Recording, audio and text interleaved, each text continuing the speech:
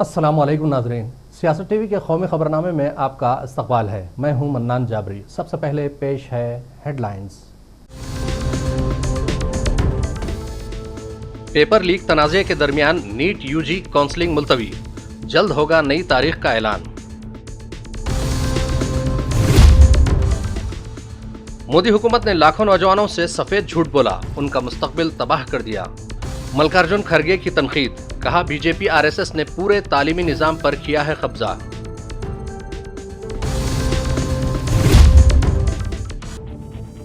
BJP Ayodhya में हारी, वैसे ही गुजरात में भी हारेगी। राहुल गांधी का अहमदाबाद में खिताब, मोदी को बनाया निशाना।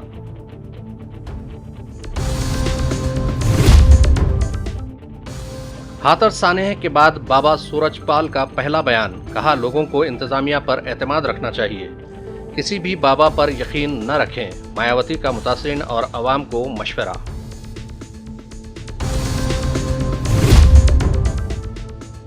उत्तराखंड में मानसून ने तबाही मचाना शुरू कर दिया। उत्तरकाशी में लैंडस्लाइडिंग, मलबा हटाने का काम जारी। और तमिलनाडु में बीएसपी के सदर का कत्ल, मुल्ज़िमीन गिरफ्तार, पार्टी कारकुनों का शदीद एहतजाज। हेडलाइंस के बाद अब बढ़ते हैं खबरों की तफसील की जानिब। नीट इम्तिहान शुरू से ही तनाज़ात में घिरा हुआ है और बड़ी तादाद में टॉपर्स और ग्रेस मार्क्स के बाद ये मामला सुप्रीम कोर्ट तक भी पहुंच गया।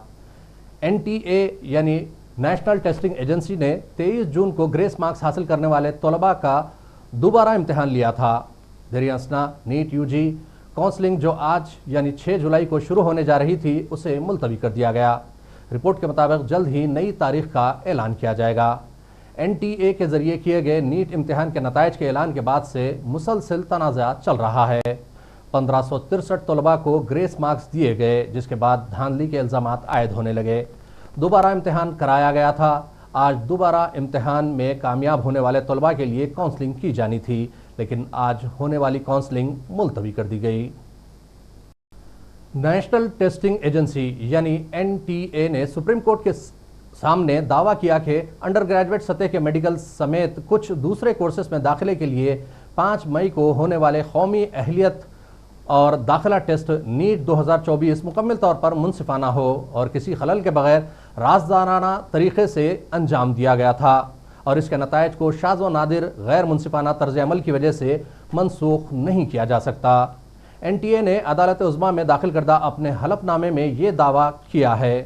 हलफनामे के जरिए एजेंसी ने नीट यूजी को मनसूख करने और उसके ऐलान करदा नताइज और इस इम्तिहान को दोबारा मुनक्किद करने का मुतालबा करने वाली दरख्वास्तों पर अदालत उज़्मा के सामने अपना मौक़िफ़ पेश किया है। सदर कांग्रेस मल्लिकार्जुन खड़गे ने पेपर लीक को लेकर मोदी हुकूमत पर हमला किया। उन्होंने एक्स पर लिखा, मोदी हुकूमत ने सुप्रीम कोर्ट को बताया कि नीट यूजी में कोई पेपर लीक नहीं हुआ। लाखों नौजवानों को ये सफ़ेद झूठ बोला जा रहा है, उनका मुस्तकबिल बर्बाद किया जा रहा है। उन्होंने मजीद कहा कि वजारत तालीम का यह बयान बेज़ाब्तगियाँ, धोखाधही सिर्फ कुछ जगहों पर हुई है, ये गुमराहकुन बात है। बीजेपी आरएसएस ने पूरे तालीमी निज़ाम पर कब्जा करके तालीमी माफिया को परवान चढ़ाया है।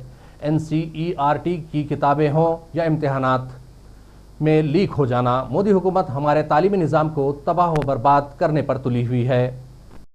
लोकसभा में अपोजिशन लीडर राहुल गांधी आज गुजरात दौरे पर हैं। अहमदाबाद में उन्होंने कांग्रेस कारकुनों से मुलाकात की और फिर पार्टी कारकुनों की एक तकरीब से खिताब करते हुए वज़ीर आज़म नरेंद्र मोदी के साथ साथ बीजेपी पर भी शदीद तनकीद की। उन्होंने कहा कि क्या आप सोच सकते थे कि अयोध्या में बीजेपी हारेगी? नरेंद्र मोदी वाराणसी से जान बचाकर निकलेंगे। मैं आपको बता रहा हूं कि जैसे बीजेपी अयोध्या में हारी, वैसे ही गुजरात में भी हारने जा रही है। गुजरात के अवाम को सिर्फ एक काम करना है, आपको डरना नहीं है। अगर आप बगैर डरे बीजेपी से लड़ेंगे तो बीजेपी सामने नहीं दिखेगी। पार्लियामेंट हाउस में आपने देखा होगा कि अजीब सी बात है,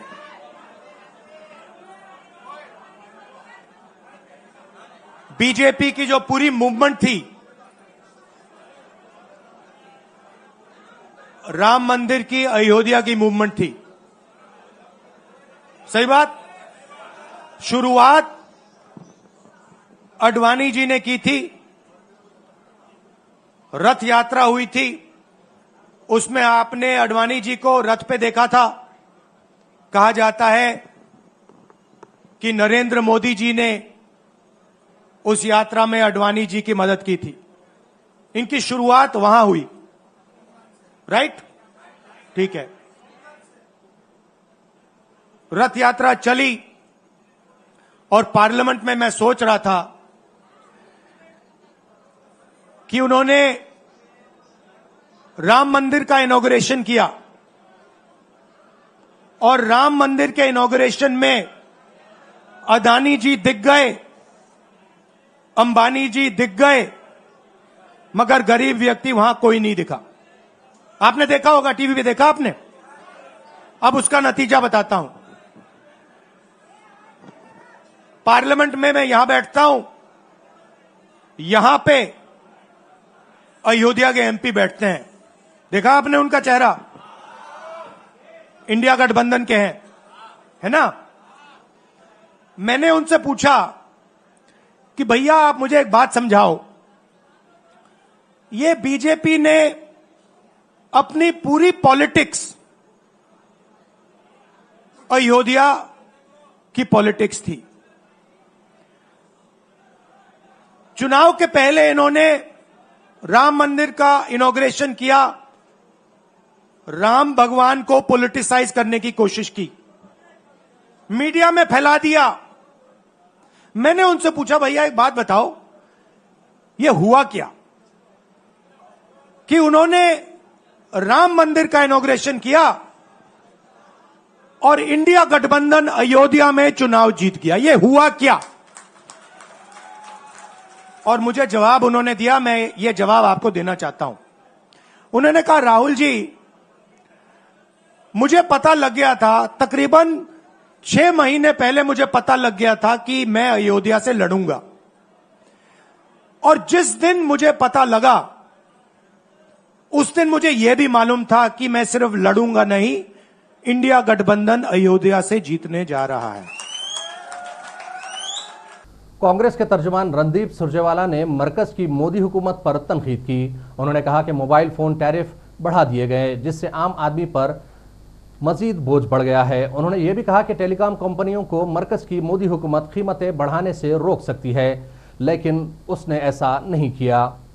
सेलफोन मार्केट जो है इंडिया में वो ओलिगोपोली है, यानी केवल 3 सेलफोन ऑपरेटर्स हैं।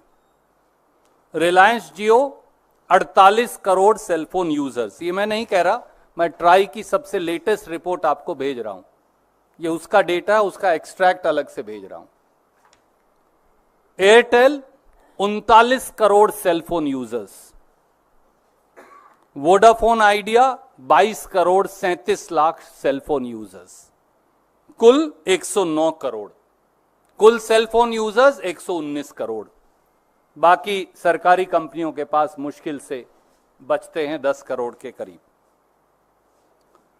इनमें भी अगर मैं ये कहूं कि जियो और एयरटेल की ड्यूओपली है, यानी 2 कंपनी ही देश के लगभग सारी सेलफोन मार्केट को कंट्रोल करती हैं, उनकी संख्या 87 करोड़। अब तथ्य क्या है? ट्राई ने 23 अप्रैल 2024 को यह रिपोर्ट जारी की है। इसमें 31 दिसंबर 2023 तक का लेटेस्ट डेटा अवेलेबल है। इस रिपोर्ट के मुताबिक सेलफोन कंपनीज का एवरेज रेवेन्यू पर कस्टमर पर मंथ, यानी हर महीने सेलफोन कंपनी औसतन अपने हर सेलफोन कस्टमर से, यानी आपसे जो ये कार्यक्रम देख रहे हैं या आपकी खबर पढ़ेंगे, 152 रुपया 55 पैसे कमाते हैं हर महीने। हर महीने हर सेलफोन कस्टमर से औसतन 152 रुपया 55 पैसे सेलफोन कंपनियां कमाती हैं। 27 जून 2024 को अफेक्टिव 3 जुलाई 2024 रिलायंस जियो ने अपने रेट 12% से 27% बढ़ा दिए, औसत 20%। इसकी जो सबसे अफोर्डेबल प्लान है 155 रुपए की, जो सबसे ज्यादा कस्टमर यूज करते हैं, मुझे बताया कि शायद उनकी संख्या 25 से 30 करोड़ देश में हो, वो 155 रुपए से 189 रुपए बढ़ा दी, 22% इंक्रीज। 28 जून यानी अगले दिन 2024 को अफेक्टिव 3 जुलाई 2024 एयरटेल ने अपने सेलफोन यूजर चार्जेस 11% से 21% बढ़ा दिए, औसत 15%। अफेक्टिव उससे अगले दिन 29 जून 2024 को, 27 को जियो बढ़ाता है, 28 को एयरटेल बढ़ाता है, 29 को वोडाफोन बढ़ाता है। अफेक्टिव डेट सेम है, अफेक्टिव 4 जुलाई, एक दिन आगे, वोडाफोन आइडिया ने अपने सेलफोन यूजर चार्जेस 10% से 24% बढ़ा दिए, एवरेज अगेन 16%। तो दो चीजें स्टैंड आउट करती कि तीनों कंपनियों ने सलाह करके 72 घंटे में सेलफोन चार्जेस बढ़ाने की घोषणा की, और दूसरा एक ही तिथि से यूजर चार्जेस बढ़ाए, 3 जुलाई और 4 जुलाई, लगभग 24 घंटे के अंतराल में बढ़ा दिए। दो चीजें बिल्कुल साफ हो गई। उत्तर प्रदेश की साबिक चीफ मिनिस्टर और बीएसपी सुप्रीमो मायावती ने आवाम को मशवरा दिया कि वो अपने दुखों को दूर करने के लिए हाथरस के भोले बाबा जैसे बहुत से दूसरे बाबाओं की तौहम परस्ती और मुनाफिकत से बहकावे में न आए। उन्होंने हाथरस सानेह में हलाकतों के मामले में कसूरवारों के खिलाफ सख्त कार्रवाई का भी मुतालबा किया। मायावती ने कहा कि अपनी गरीबी और दीगर तमाम मुश्किलात को दूर करने के लिए मुल्क के गरीबों, दलितों और मजलूमों वगैरह को हाथरस के भोले बाबा जैसे बहुत से दूसरे बाबाओं के तौहम परस्ती और मुनाफिकत से बहक कर अपने दुख और तकलीफ में इजाफा नहीं कर लेना चाहिए। मेरा यही मशवरा है। हाथरस सानेह के सिलसिले में बाबा सूरज पॉल ने कहा कि इस वाक़े से उसे बहुत तकलीफ पहुंची है। आवाम को इंतज़ामिया पर एतमाद रखना चाहिए और किसी भी शरपसंद को बख्शा नहीं जाएगा। याद रहे कि सूरजपाल को इसके पैरोकार भोले बाबा कहते हैं और 2 जुलाई को हाथरस में सत्संग के दौरान अमवात के बाद ये बाबा का पहला बयान सामने आया है। नारायण साकार हर की संपूर्ण ब्रह्मांड में सदा सदा के लिए जय जयकार। हम 2 जुलाई की घटना के बाद बहुत ही व्यथित हैं। प्रभु हमें बस संगत को इस दुख की घड़ी से उबरने की शक्ति दें। सभी शासन एवं प्रशासन पर भरोसा बनाए रखें। हमें विश्वास है जो भी उपद्रवकारी हैं वो बख्शे नहीं जाएंगे। हमने अपने वकील डॉक्टर ए.पी. सिंह जी के माध्यम से कमेटी के महापुरुषों से ये प्रार्थना की है कि दिवंगत आत्माओं के परिजनों एवं इलाजरत घायलों के साथ जीवन पर्यंत तन धन से खड़े रहने का आग्रह किया है, जिसको सभी ने माना भी है। सभी इस जिम्मेदारी को निभा भी रहे हैं। सभी महामंत्र का सहारा न छोड़ें। वर्तमान समय में वही माध्यम है सभी को सद्मति और सद्बुद्धि प्राप्त होने की इच्छा रखते हैं।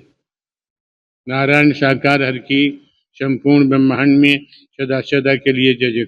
जम्मू कश्मीर के अनंतनाग में महकमे फिशरीज ने मछलियों की परवरिश और उनकी ग़िज़ा के लिए जदीद तरीक़ेकार से वाकिफ़ करवाया।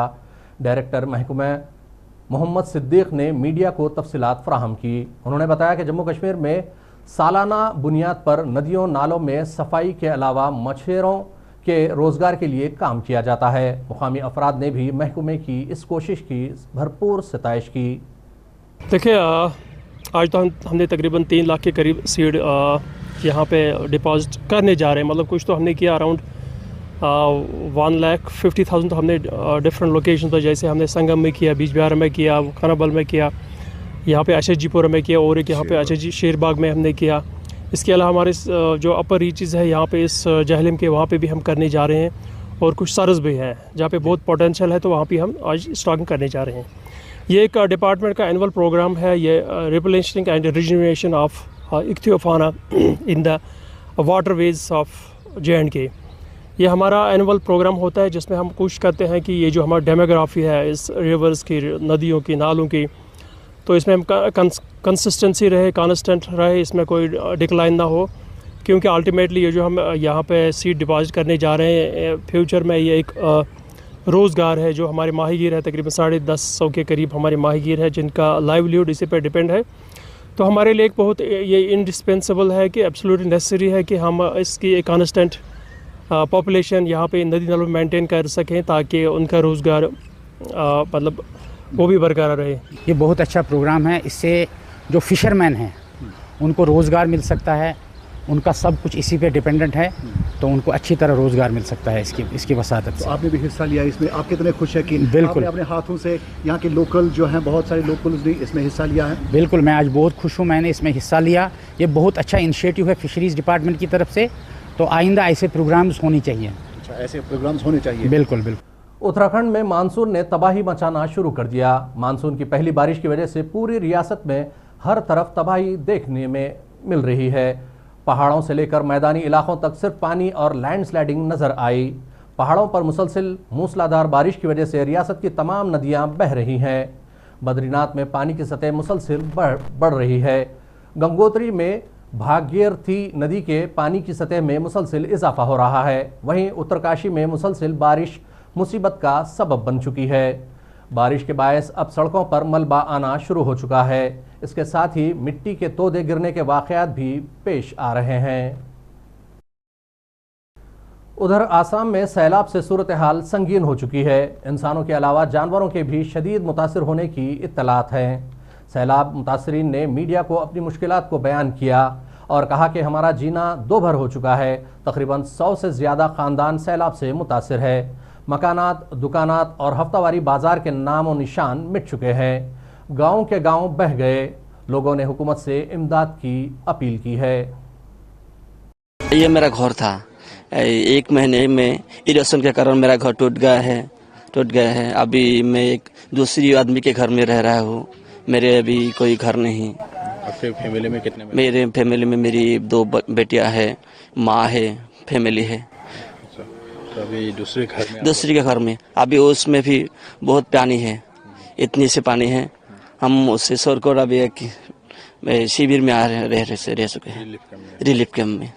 तो यहाँ पर देखे थे कि बहुत सारी फैमिली भी इफेक्ट हुए। हाँ, ये थे करीबन 100 फैमिली होगा। 1 महीने 2 महीने के अंदर ये इरोशन के कारण उसके घर टूट गया है। वो अभी दूसरी जगह में कोई रिलीफ कैंप या कोई दूसरी जगह में ठहरा है। तो इससे पहले अभी देखा था कि ब्रह्मपुत्र भी है आपके पास में ही है। हाँ। तो इरोशन और फ्लड दोनों यहाँ पर भी हाँ, इरोशन और फ्लड के कारण यहाँ पर एक बड़ा बाजार था, उसे मंगलवार बाजार कहता था।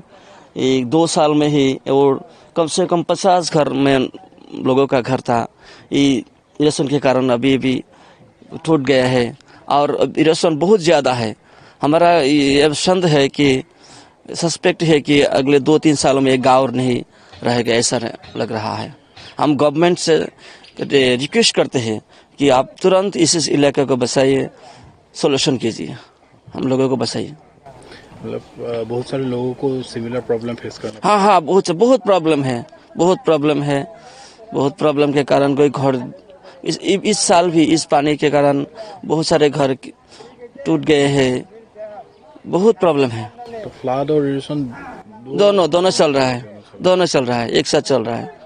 लोगों का कोई उपाय ही नहीं।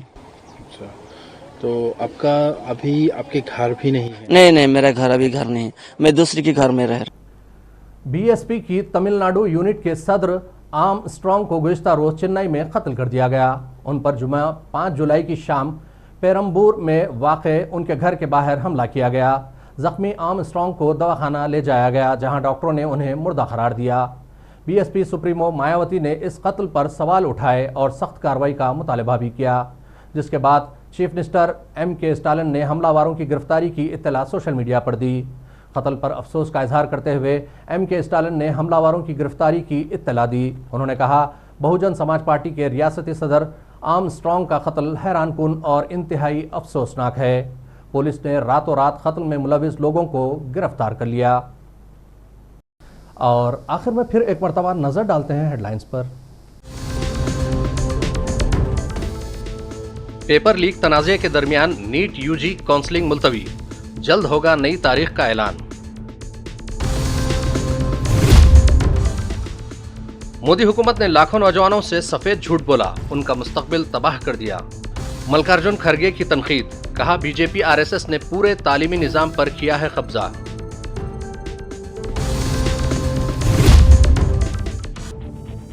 बीजेपी अयोध्या में हारी, वैसे ही गुजरात में भी हारेगी। राहुल गांधी का अहमदाबाद में खिताब, मोदी को बनाया निशाना।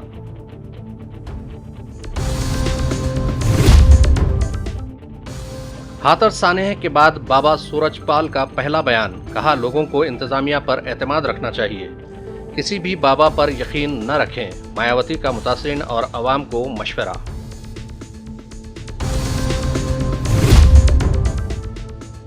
उत्तराखंड में मानसून ने तबाही मचाना शुरू कर दिया। उत्तरकाशी में लैंडस्लाइडिंग, मलबा हटाने का काम जारी। और तमिलनाडु में बीएसपी के सदर का कत्ल, मुलजमीन गिरफ्तार, पार्टी कारकुनों का शदीद एहतजाज। खबरनामे का सिलसिला यहीं अख्तिताम को पहुंचता है। मन्नान जाबरी को सियासत टीवी की पूरी टीम के साथ दीजिए इजाजत और देखते रहिए सियासत टीवी। अल्लाह हाफिज।